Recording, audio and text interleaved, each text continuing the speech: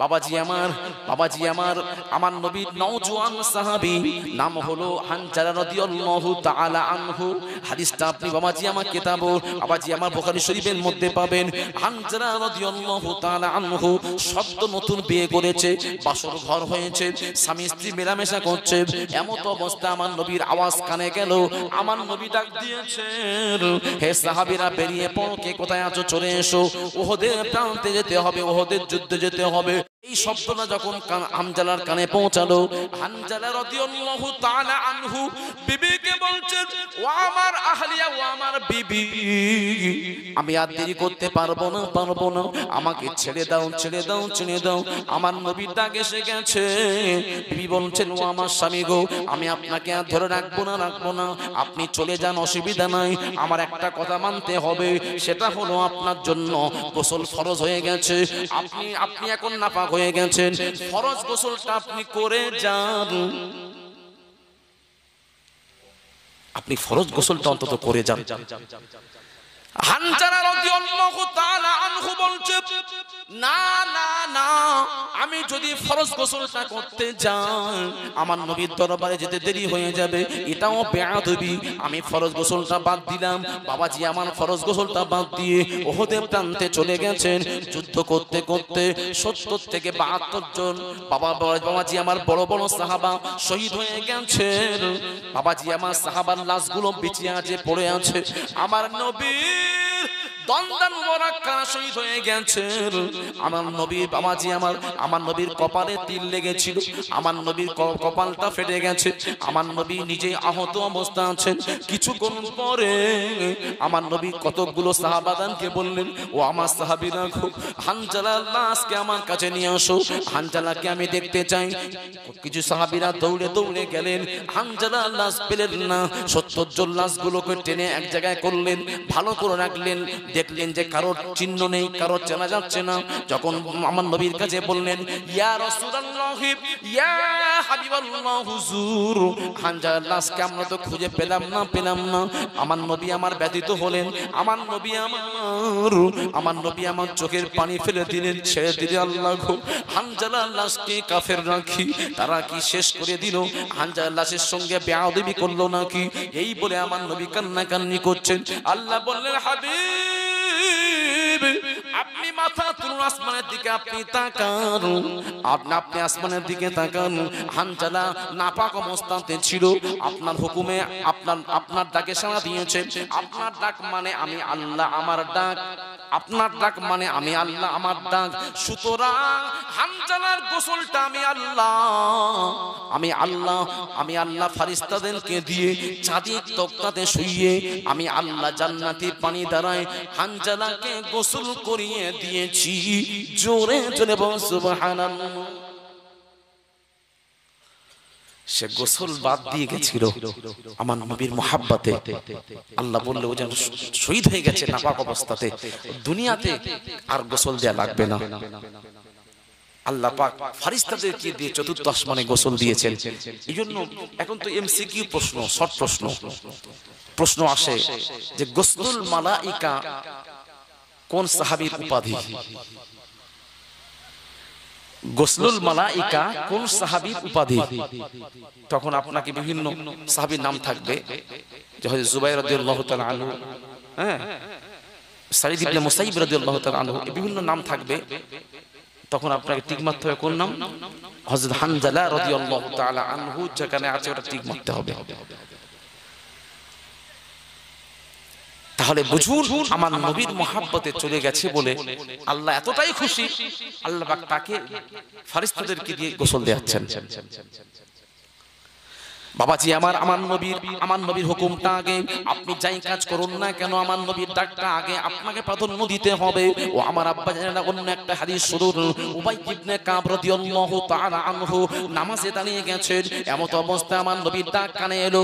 আমার নবী ডাকছেন, উবাই ইবনে কাব কোথায় আছো? আমার নবী যখন ডাক দিলেন, উবাই ইবনে কাব তাড়াতাড়ি করে নামাজটা সমাপ্ত করলেন। নামাজ সমাপ্ত করে আমার নবীর দরবারে যেতে দেরি হয়ে গেছে। আমার নবী বললেন, হে উবাই ইবনে কাব, আমি তো তোমাকে ডাকলাম দুবার তিনবার ডেকেছি, তুমি এতক্ষণ কোথায় ছিলে? ইয়া রাসূলুল্লাহ, ইয়া হাবিবাল্লাহ, হুজুর বেয়াদবি মাফ করবেন হুজুর, তো আমি সবে নামাজে দাঁড়িয়ে গেছিলাম আর আপনার ডাকটা আমার কানে এসেছে, এই জন্য আমি তাড়াতাড়ি করে নামাজ সমাপ্ত করে আসতে দেরি হয়ে গেছে হুজুর। আমার নবী তখন বললেন, হে উবাই ইবনে কাব, তুমি কি জানো না আল্লাহর হুকুম এসেছে, ইস্তাজাবু লিল্লাহি ওয়া লির রাসূলি ইজা তাআকুম। আল্লাহ রাব্বুল আলামিন সরাসরি ঘোষণা করলেন, যখন আমার নবীর ডাক তোমাদের কানে আসবে আর কোনো কাজ চলবে না, চলবে না, সমস্ত কাজ ছেড়ে দিয়ে আমার নবীর দরবারে হাজিরা দিতে হবে। তুমি নামাজ পড়ছো তা কি হয়েছে, নামাজ ছেড়ে দিয়ে আমার ফায়ে ফরমান শুনবে, আমি যা বলবো সব শুনবে। এমন কি কিবলা পরিবর্তন হবে, কিবলা পরিবর্তন হলেও তুমি যার দিকে এসেছো এ হলো কাবা, কাবা। তুমি কাবা ত্যাগ করেছো, কিন্তু তুমি যার কাছে এসেছো একে কাবার কাবা বিশ্ব নবী মুস্তাফা এর দিকে এসেছো, তোমার নামাজ ফাসিদ হবে না, তোমার নামাজ থাকবে, তোমার নামাজ আল্লাহর দরবারে কবুলিয়াতের দাবি রাখবে। জোরে বলুন না সুবহানাল্লাহ। আমার নবীর নামাজ বাদ দিয়ে আমার নবীর ডাকে সাড়া দিতে হবে। এখানে প্রশ্ন, হ্যাঁ, যদি কোনো পীর সাহেব নামাজ পড়ে, ফুরফা শরীফ পীর সাহেব এসে নামাজ পড়ছে, নামাজ দাঁড়িয়ে গেছে, আপনি দাঁড়িয়ে গেছেন, হুজুর এখন ডাকলো, আপনি কি করবেন? নামাজ ছেড়ে দেবেন নাকি নামাজটা সমাপ্ত করে তবে হুজুরের কাছে আসবেন? কি করবেন বলুন?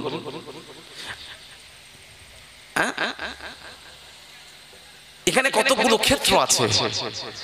আপনি নামাজে দাঁড়িয়ে গেছেন, কোনো বাচ্চা দেখছেন যে সে পুকুরে পড়ে যাচ্ছে, আপনার সামনে বাচ্চাকে দেখেছেন, নামাজে দাঁড়িয়ে গেছেন, দেখছেন যে বাচ্চা আস্তে আস্তে গিয়ে পুকুরে পড়ে যাচ্ছে, বা বাচ্চা আগুনে হাত দিবে, আগুনে হাত দিচ্ছে, ক্ষতি হবে, নষ্ট হবে, হ্যাঁ, পুকুরে পড়লে মারা যাবে, তখন কিন্তু আপনার আর নামাজ চলবে না, আগে বাচ্চাকে বাঁচাতে হবে। আর যদি আপনি নফল নামাজে দাঁড়ান, যদি মা ডাক দেয়, মার জন্য আপনার নামাজ ছেড়ে দিয়ে মার ডাকে সাড়া দিতে হবে। আর যদি আপনি ফরজ নামাজে দাঁড়িয়ে যান, তাহলে মায়ের ডাকে সাড়া দিতে হবে না, নামাজটা শেষ করতে হবে। তাহলে আমি যেটা বোঝাতে চাচ্ছি সেটা হলো, নামাজ শেষ করেই আপনি যা কাজ করার করবেন, কিন্তু আমার নবীর ক্ষেত্রে ওটা নয়। আমার নবীর ক্ষেত্রে হলো, তোমার নামাজ ফরজ নামাজ হোক, ওয়াজিব নামাজ হোক, নফল নামাজ হোক, যেই নামাজ হোক না কেন, আগে নামাজ নয়, আগে আমার নবীর ডাক। এটাই হচ্ছে আমার আল্লাহ শেখাচ্ছেন যে আমার হাবিবকে তোমরা আগে জেনে নাও। বাবাজি, আমার আব্বা জেনে নাও, আমার নবীকে আল্লাহ বাদ দিলেন না, দিলেন না, দিলেন না। আর ওই বাংলাদেশের মৌলবি বলছেন, আমি 12 বছর হাদিসের দাস দিচ্ছি, কোথাও পেলাম না, লেখা আছে লা ইলাহা ইল্লাল্লাহু মুহাম্মাদুর রাসূলুল্লাহ, এটা পেরো না, পেরো না। পাবে কেন? ঠিক বলেছে আল্লাহ পাক ওর অন্তর থেকে, চোখে আল্লাহ পাক অন্তর থেকে নিয়ে চোখে ও মোহর মারে, ওই চোখে মোহর মেরেছেন কি, তাই না? আল্লাহ চোখে, ব্রেনে, অন্তরে সব জায়গায় স্ট্যাম্প করে দিয়েছে। এই জন্য ও হাদিসটা দেখতে পাচ্ছে না, কারণ ও তো দুশমনের রাসূল, ও চিন্তা আমার নবীকে ছোট করা। আর আল্লাহ বলছেন আমার কাজ হলো আমার নবীকে, মুস্তাফার শানকে বাড়ানো। আর ও নবীকে যখন ছোট করতে চাইবে, ওই জন্য ও পাচ্ছে না। অথচ কত হাদিসে আছে ডাইরেক্ট কলেমা লেখা আছে, কলেমা লা ইলাহা ইল্লাল্লাহু মুহাম্মাদুর রাসূলুল্লাহ। ও ব্যাখ্যার মধ্যে বলছে কি, কথার মধ্যে, যে কলেমা হলো লা ইলাহা ইল্লাল্লাহ, এতটুকু, লা ইলাহা ইল্লাল্লাহ এটাই কলেমা। এই মুহাম্মাদুর রাসূলুল্লাহ এটা হচ্ছে অতিরিক্ত, এটা হচ্ছে এটা বানানো। এটা কি মানা যাবে? আপনারা আমার কথা যদি বিশ্বাস না হয়, একটু ইউটিউব খুলে দেখবেন, ওই বক্তার নাম আর বলছি না, অনেকে তো দেখেছেন, কথা এগুলো শুনেছেন সব। আল্লাহ আমার নবীকে বাদ দিচ্ছেন না। বাবাজি আমার তার জ্বলন্ত প্রমাণ দেখুন, খসায়েসুল কবরার মধ্যে আল্লামা জালালউদ্দিন আসসিউতি হুজুর আমার লিখছেন, পঞ্চম সাদীর মুজাদ্দিদ কোন জালালউদ্দিন? আল্লামা জালালউদ্দিন আসিউতি হুজুর আমার একটা দুটো নয়, তিনটে চারটে নয়, 5 সনদে 2 লক্ষ হাদিসের হাফেজ ছিলেন। জোরে বলুন না সুবহানাল্লাহ। বাবাজি আমার আল্লাহর ওলি আল্লামা জালালউদ্দিন আসিউতি হুজুর খাসাইসুল কুবরার মধ্যে হাদিসটা নকল করেছেন। হাদিসের রাবি হলেন আলী রাদিয়াল্লাহু আলী শেরে খোদা আলী কাররামাল্লাহু ওয়াজহাহু। কোন আলী? আলী সম্বন্ধে আমার নবী ঘোষণা করছেন, আনা মদিনাতুল ইলমি ওয়া আলীউন বাবুহা। আমি হলাম এই শহরের জ্ঞান, সেই জ্ঞানের দরওয়াজা হলো আলী। জোরে বলুন। ও আমার আব্বায়েরা, নওজোয়ান তরুণ যুবক ভাইয়েরা, কোন আলী? কোন আলী? শুনুন। আমার নবী বললেন, নাজারা আলীউন ইবাদাতুর। আলীর দিকে দেখাটা ইবাদত, আলীর দিকে তাকানোটাই ইবাদত। কোন আলী? একমাত্র আলী। আমার নবীর যত সাহাবা ছিলেন সমস্ত সাহাবাদের থেকে একমাত্র আলী। আলী ভূমিষ্ঠ হয়েছিল, জন্মগ্রহণ করেছিল বাইতুল্লাহ খানায় কাবার ভিতরে। আলী ভূমিষ্ঠ হয়েছিলেন। জোরে বলুন না সুবহানাল্লাহ। সেই আলী যে সবচাইতে অল্প বয়সে ইসলামের ছত্র ছায়াতে এসেছিলেন, সে আলী হাদিসটা বর্ণনা করছেন। আলী হাদিসটা বর্ণনা করছেন। আমার নবী বললেন, আলী গো, আলী গো, সাকরাওয়ালার কাছে চলে যাও, আমার জন্য একটা আংটি বানিয়ে নিয়ে এসো, আমার জন্য একটা আংটি বানিয়ে নিয়ে এসো। আমার নবী আমার প্রথম যে আংটি ব্যবহার করেছিলেন ওটা সোনার আংটি। যখন আল্লাহর হুকুম হলো পুরুষদের জন্য সোনা পরা হারাম, হারাম ঘোষণা হয়ে গেল, আমার নবী আমার তখন সোনাটাকে বর্জন করে দিলেন। আমার নবী আমার দ্বিতীয় রূপার আংটি পরলেন। বাবাজি আমার আংটিতে লেখা ছিল 3 ছত্রে লেখা ছিল আল্লাহ রসুল মোহাম্মদ, 3টে ছত্রে লেখা ছিল আল্লাহ রসুল মোহাম্মদ। ওই আংটি দ্বারা আমার নবী কি করতেন? ইসলাম করতেন। আমার নবী লিখতেন না। আমার নবী ছিলেন নবীজির উম্মি। আমার নবীকে এই উম্মি এই ব্যাখ্যাটা অনেকে ভুল করে। উম্মি অনেকে বলছে নিরক্ষর, আলিফ কোনটা, বা কোনটা, তা কোনটা, সা কোনটা, এটা আমার নবী জানতেন না।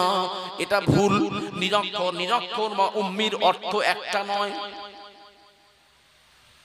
এই উম্মির অক্ষর মানেটা ডিকশনারি খুলবেন, ডিকশনারিতে আপনি যে কোনো ওয়ার্ডের মানে খুলবেন, দেখবেন কি একটা কেবল থাকে মানে, দুটো তিনটে মানে থাকে বিভিন্ন। তাহলে এই যে উম্মি মানে নিরক্ষর মানছি, কিন্তু এটা আমার নবীর জন্য প্রযোজ্য নয়। আমার নবী লিখতে জানতেন কিন্তু লিখতেন না কেন? এর ব্যাখ্যা আছে। আল্লাহর নবী বলছেন, আনা বুইস্তু মুআল্লিমান, আল্লাহ আমাকে বিশ্ববাসীর জন্য শিক্ষক রূপে পাঠিয়েছে। যে ব্যক্তি শিক্ষক রূপে আসে সে আবার নিরক্ষর হয়। কথা বলেন। তাহলে এই হাদিস দ্বারা এটা কেটে গেল যে অন্য আপনি শব্দ ইউজ করুন, যে আমার নবীকে ওটাই বলা যাবে না, যে নিরক্ষর, এটা নবীর শানকে ছোট করা হয়, এটা চলবে না। বাবাজি আমার নবী বিশ্ব নবী রহমাতুল লিল আলামিন সাফিউল মুজদাবির হুজুর আমার হুজুরের দরবারে কি আসতেন? বিভিন্ন রাজ দরবার থেকে চিঠি আসতো। ওই চিঠিগুলো আমার নবী ইসলাম করতেন। বাবাজি আমার তখনকার মানুষের সঙ্গে যোগাযোগের কমিউনিকেশনের প্রধান মাধ্যম হলো চিঠি। চিঠির মাধ্যমে যোগাযোগ হতো বাবাজি আমার। এখন তো টেলিফোন হয়ে গেছে। আজ থেকে 50 বছর পূর্বের ইতিহাসটা আপনি ঘুরে দেখুন, তখন কি গ্রামে টেলিফোন পাওয়া যেত? টেলিফোন তো এসেছে 20-30 বছর। তখন পিয়ন কখন আসবে? চিঠি আসবে, চিঠির মাধ্যমে আপনাদের যোগাযোগ, ওখান থেকে খবর এসছে। তাহলে আজ থেকে 1500 বছর পূর্বে আমার নবীর দরবারে অনেক চিঠি আসতো বিভিন্ন দরবার থেকে, যে আমার নবীকে জানানো হলো। নবী ওখান থেকে স্টাম্প করতেন, খাতাম মারতেন, তবেই তারা বুঝতো যে না, বিশ্ব নবী এই চিঠিটা পড়েছেন, দেখেছেন।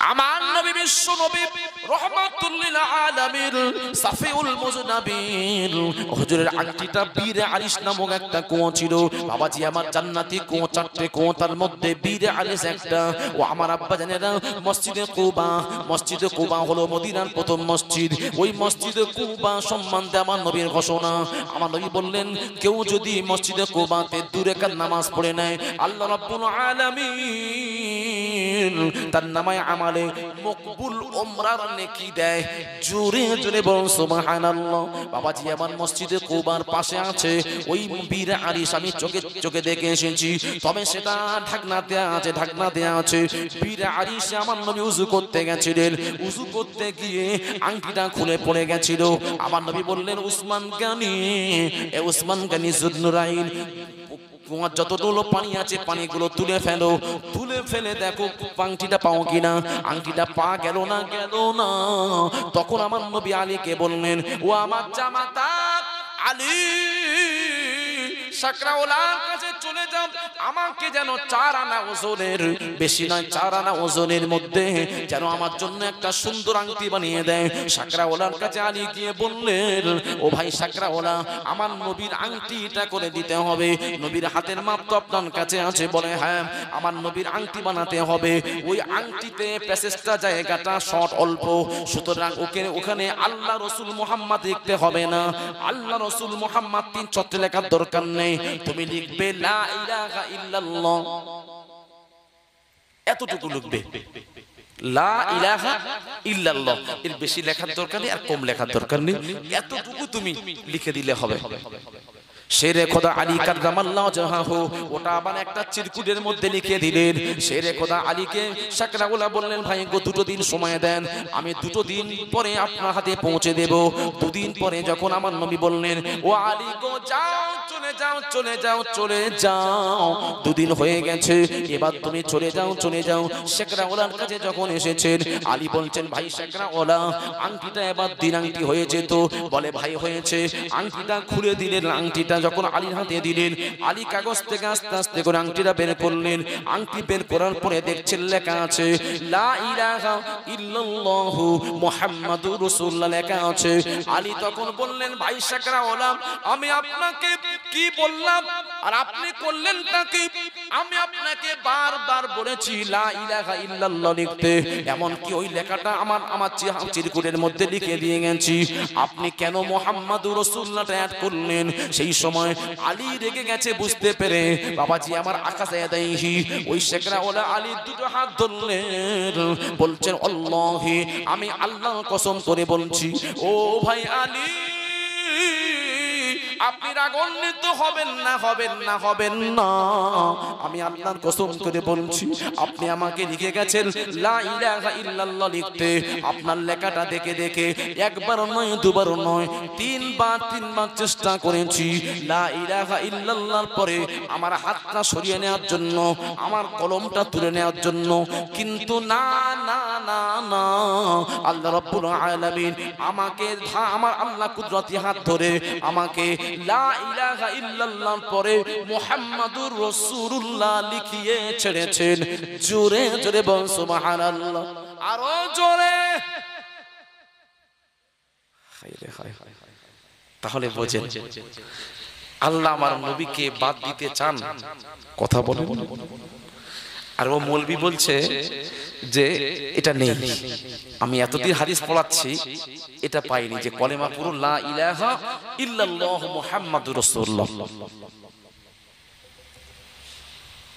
শেরে খোদা আলী চাপে পড়ে গেছে এদিকে আলী বলছেন এদিকে সাকরাউলা এই কথা বলছেন আর আমার নবী তো বলেছেন এই কথা আমার নবীর মুখালিফাত হয়ে গেল আমার নবীর উল্টো হয়ে গেল আমি আলী কি করি আলী কি করলেন মাথা হ্যান্ড করে বাবাজি আমার মানুষ যখন চিন্তা করে মানুষের মাথায় যখন চিন্তা হয় সে রাস্তা দিয়ে যখন হেঁটে যায় তার মাথাটা নিচুর দিকে থাকে না উপরে নিচের দিকে কিতাবের মধ্যে লেখা আছে নাজরুন ফিল আরদি শেরে খোদা আলী মাথাটা হ্যাট করে যাচ্ছেন প্রতিমধ্যে আমার নবীর সঙ্গে সাক্ষাৎ আমার নবী বলছেন ও আলী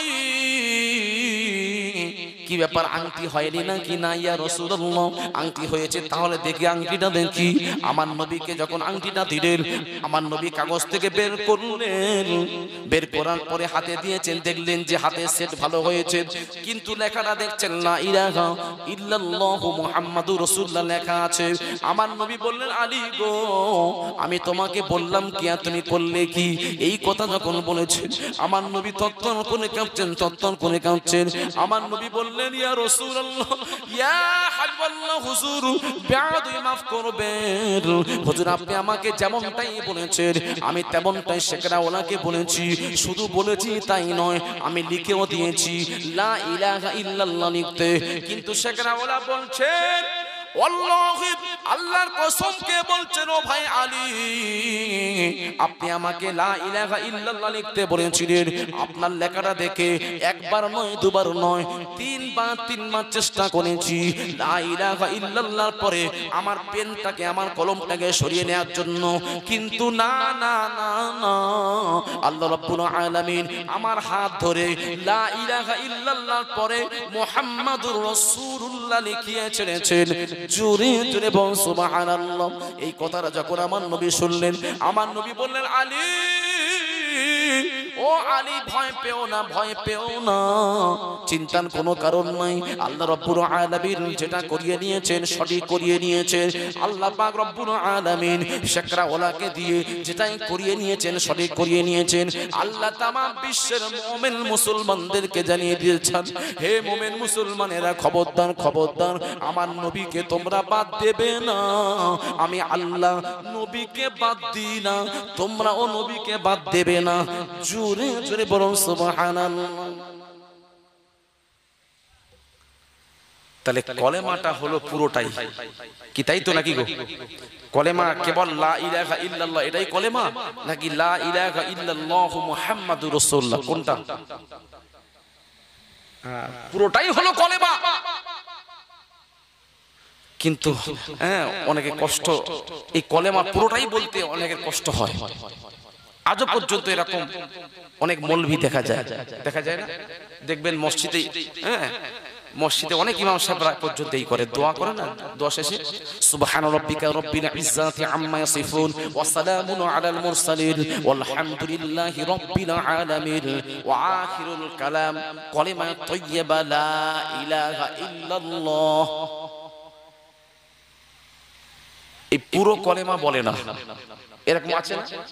তবে আপনাদের ডঙ্গল সাথে এসব নেই, হ্যাঁ, আছে এরকম? না না, আপনি ঘুমের ঘরে বলছেন হয়তো।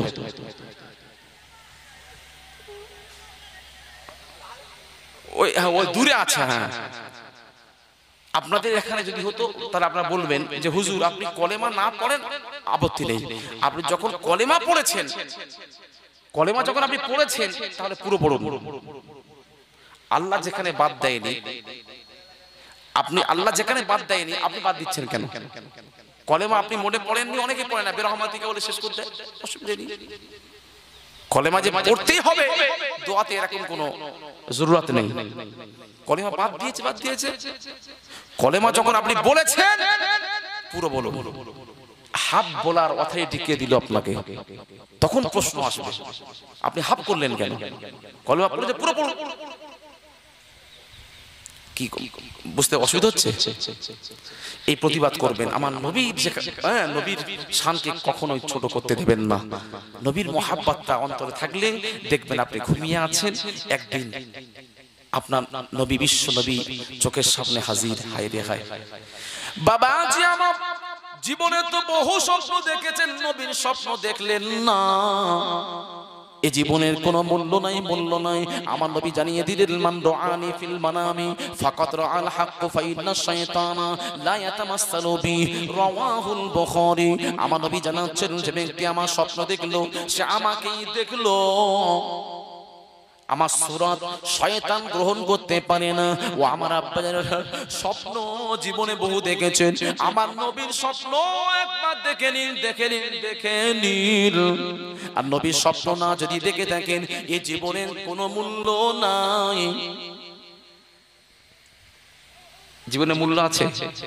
এই জন্য আশিকে রাসূল বলেছেন, নবীর যারা পাগল হয়েছেন তারা বলছেন, জিন্দেগি ও হ্যায়, जिंदगी वो है जो यादें नबी में कटे, मौत वो है जो मदीने में जाकर मिले, जिस पे मौला कि इतना करम हो इसे, जिस पे मौला कि इतना करम हो इसे, फिर किसी की इनायत नहीं चाहिए। अल्लाहुम्मा सल्ली अला, जोरे जोरे, सय्यिदिना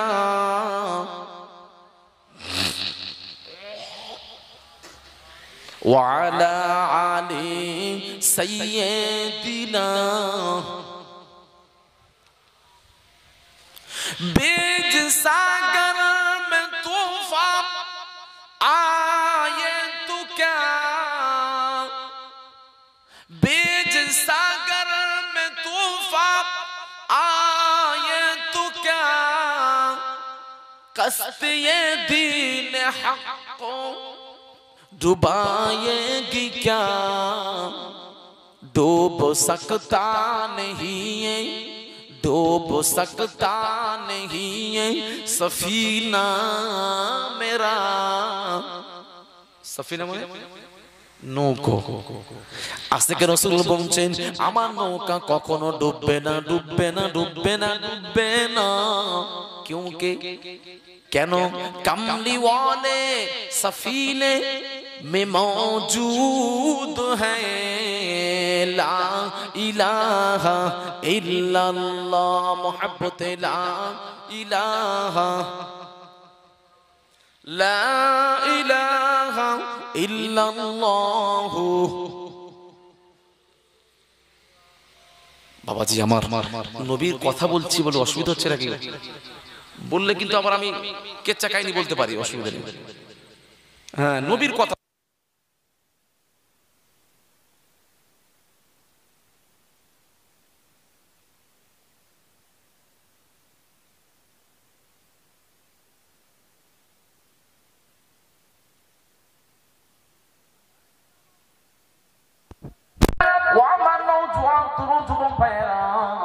সমস্ত নবীরা যখন কোন কাজ করতেন আল্লাহকে রাজি করাতেন। বাবাজি আমার তাফসীরে, বাবাজি আমার খুলুন তাফসীরে খাজাইন খুলুন, খুললে পেয়ে যাবেন। বাবাজি আমার কলান নাসাফি, তাফসীর নাসাফি শরীফের মধ্যে আপনি পেয়ে যাবেন।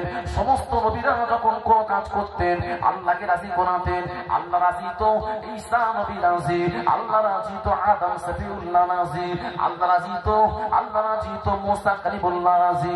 সমস্ত নবীরা যখন কোন কাজ করতেন আল্লাহকে রাজি করাতেন, আল্লাহকে রাজি করাতেন। আল্লাহ রাব্বুল আলামিন বলছেন, আল্লাহ হাবিবু ইয়ামালু বিজাইহি, আমি আল্লাহ যখন কোন কাজ করি আমার হাবিবের দিকে তাকাই, আমার হাবিবকে সন্তুষ্ট করি, আমার হাবিব যাতে রাজি আমি আল্লাহ তাতেই রাজি। কি কথা কুরবান যায়। আল্লাহ আমার নবীর দিকে তাকাচ্ছেন, হাবিব আপনি কিসে খুশি? আপনি যাতেই খুশি আমি আল্লাহ তাতেই খুশি। আল্লাহ জানাচ্ছেন, ওয়ালা সাউফা ইউতিকা রাব্বুকা ফাতারদা। আল্লাহ বললেন, হাবিবের চিন্তা করবেন না, আমি আল্লাহ অতি শীঘ্রই আপনাকে এমন কিছু দিয়ে দেব আপনি খুশি না হয়ে পারবেন না। আমি আল্লাহ আপনাকে খুশি করে দেব। ও আমার আব্বায়েরা, নবীর সম্মানের কথা বলতে বলতে বাবাজি আমার রাতের পর রাত কেটে যাবে, নবীর সম্মানের কথা বলে শেষ করা যাবে না। আমার নবীর সঙ্গে যাদের সম্পৃক্ত ছিল, নবীর সঙ্গে যাদের সম্মান, যারা জড়িত ছিল, নবীর সঙ্গে যাদের লিঙ্ক ছিল, তাদের মর্যাদা আল্লাহ করে দিয়েছেন। দেখুন